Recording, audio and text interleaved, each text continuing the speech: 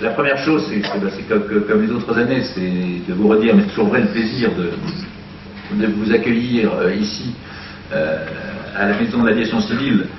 Vous savez qu'on a un directeur général qui est très sensible aux questions d'aviation légère, et je crois que dans l'ULM, il y voit une partie importante, pas la seule, mais une partie importante de l'avenir de l'aviation légère, parce que c'est la branche de l'aviation légère qui a, en raison des particularités du régime réglementaire aussi, hein, mais peut-être le plus de possibilités de créativité, d'innovation, et qui donc peut amener pas mal d'air frais, pas mal de dynamisme dans tout ce mouvement global de l'aviation légère, qui en a besoin, puis toutes les contraintes qui se développent autour. Je crois que c'est bien d'avoir ces possibilités de réaction et de dynamisme.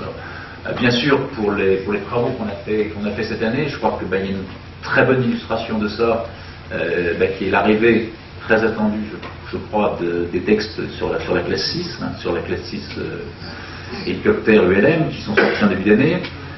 C'est le résultat d'un travail étroit qui a été mené à la fois avec la FF Plume, mais les invités sont là aussi aujourd'hui, avec l'UFH, avec la FFG.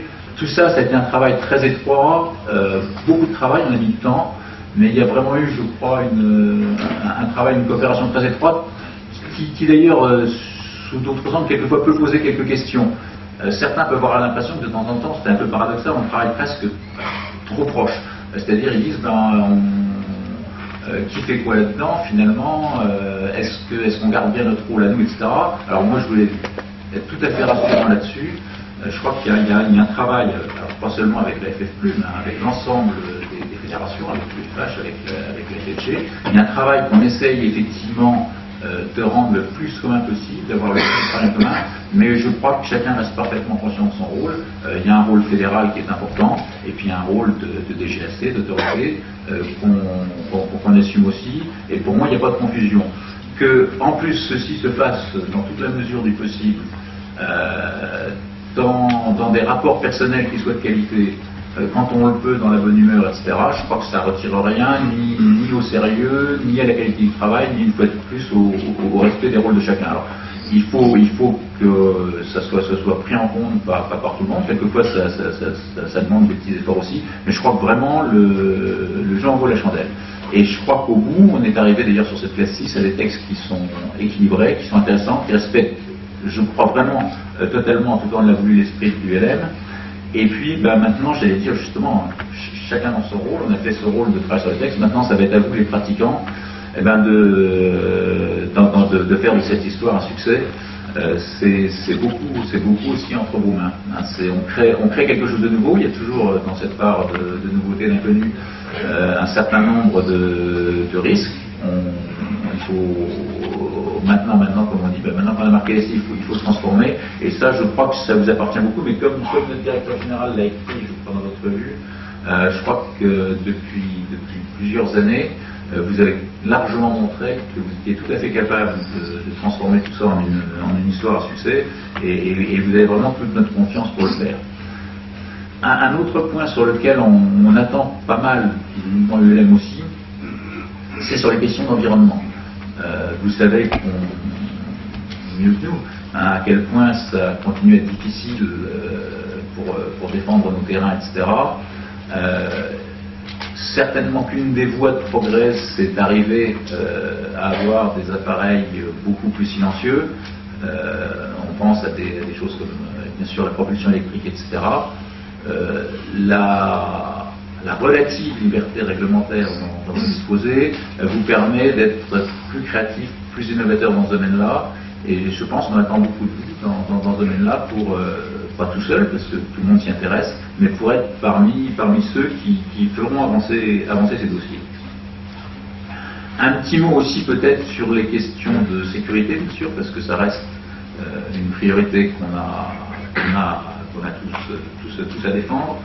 Je sais qu'il y a eu des chiffres qui ont été publiés par la DGAC et qui ont donné le sentiment qu'on voulait peut-être faire des comparaisons entre types d'activités, et puis qui n'étaient pas forcément du tout en faveur de l'ULM, etc. Bon, je pense que c'est pas ça le sujet. Pour moi, il ne s'agit pas du tout de comparer les activités l'une par rapport à l'autre, etc. Si on doit faire des comparaisons qui aient un sens, c'est éventuellement pour une même activité d'une année sur l'autre. Parce que sinon, franchement, les chiffres, on peut les prendre dans tous les sens, on peut les mettre à l'endroit à l'envers, et on peut leur faire dire un tout petit peu ce qu'on veut. Donc si on veut faire des comparaisons, c'est seulement d'une année sur l'autre. Ce qu'on peut dire, de toute façon, sur la sécurité, c'est que les chiffres auxquels on est actuellement, comme on dit, un accident, c'est toujours un accident en trop, on peut certainement, collectivement, les améliorer et faire encore mieux que ce qu'on fait aujourd'hui. Alors, on y travaille beaucoup, on y travaille avec la Fédération, on y travaille avec l'IASAC aujourd'hui. Ce que je veux dire, moi, c'est que c'est un sujet qui reste pour nous très très important, sur lequel, par contre, là aussi, comme sur le reste, on est tout à fait dans l'esprit, non pas d'un travail en opposition, mais d'un travail en commun. Cette année, donc il y a eu les travaux de l'IASA, il y a eu la reprise du REC, du BEA, qui est devenu le REX des fédérations, hein, le retour d'expérience. Moi j'ai été dans la semaine faire un petit tour sur le...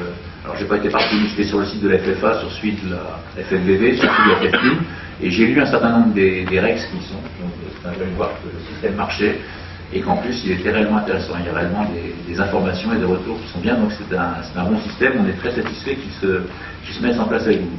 On a fait également, vous le verrez peut-être un peu déjà cet été, on a fait un travail important, je crois, sur le tour ULM. Là aussi, on a réfléchi, mais sans complaisance, on a réfléchi avec la fédération sur le tour ULM, une question de sécurité qui pouvait s'y poser. Là aussi, les progrès que vous pouvez faire. Je crois que tout ça témoigne réellement d'une fédération, d'une DGAC qui sont chacune dans leur rôle, et puis qui cherchent à faire avancer les choses pour la DGAC. On n'oublie pas non plus, la DGAC c'est une administration, c'est un service public. Un service public, ça veut dire que c'est à la disposition du public, et que donc dans notre rôle, on entend bien comme vous permettre de réaliser ce qui est raisonnable de réaliser, vous donner les possibilités, pas vous donner les possibilités, vous les donnez largement vous-même, mais que nous, on place le cadre sociétal dans lequel vous pourrez le réaliser. C'est vraiment dans cet esprit-là qu'on travaille. Il nous reste beaucoup de travail à faire. On a encore beaucoup de questions sur le terrain, des questions qui reviennent périodiquement sur l'espace aérien. On a ces questions d'environnement et de sécurité. Donc nous, de notre côté, l'engagement, certainement ce que vous aurez dit, le directeur général ce matin, c'est qu'on continuerait complètement dans cette voie-là, et qu'aujourd'hui on trouve que les choses avancent bien, et qu'on vous en remercie tous.